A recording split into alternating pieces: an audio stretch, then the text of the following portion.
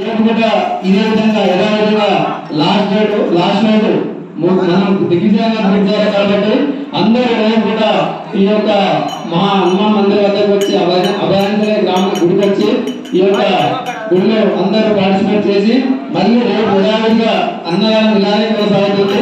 రేపు కూడా ఉంటుంది. దయచేసి అందరూ రావాలని గ్రామస్తులకు కోరడం జరుగుతుంది. దయచేసి గమనించాలి. మరి రేపు కూడా అన్నదానం ఉందంటారు. రేపు యథావిధిగా ఎవరు అన్నాడు ఇంట్లో ఉండదు, వండుకోవద్దు, ఖాళీగా ఉంటే రేపు 2-3 పూటగా తిని ఈ యొక్క మా ప్రసాదాన్ని స్వీకరించాలి. దయచేసి రావాలి. జై శ్రీరామ్. అలాగే పొద్దున ఎంతో భక్తి శ్రద్ధతో ఎంతో ఇష్టంగా ఈ ఆంజనేయ స్వామిని పూజలు కాబట్టి ఈ పూజలు చేసినటువంటి గ్రామస్తులు గ్రామంలో అందరూ ఎవరైతే పూజలో పార్టిసిపేట్ చేసారో వారి యొక్క ఈ పూజలు చేసినటువంటి వారి వాళ్ళకు చాలా సన్మానం ఉందట. ఎవరైతే పూజలు చేసారో వాళ్ళ యొక్క హనుమాన్ మందిర్ వద్దకు రావాలి. అలాగే ప్రేమ కార్యక్రమం ఉంటుందంట.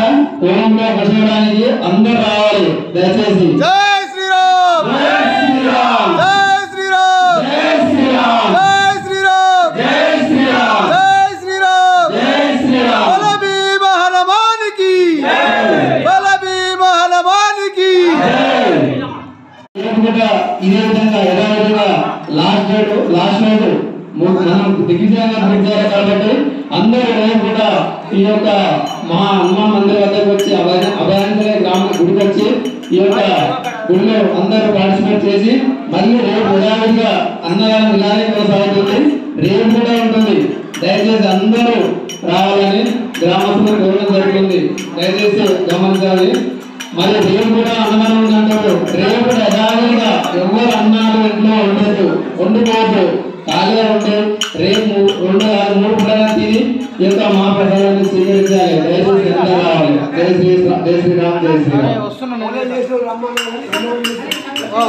అలాగే పొద్దున ఎంతో భక్తి శ్రద్ధతో ఎంతో ఇష్టంగా ఈ ఆంజనేయ స్వామిని పూజలు కాబట్టి ఈ పూజలు చేసినటువంటి గ్రామస్తులు గ్రామంలో అందరూ ఎవరైతే పూజలో పార్టిసిపేట్ చేసారో వారి యొక్క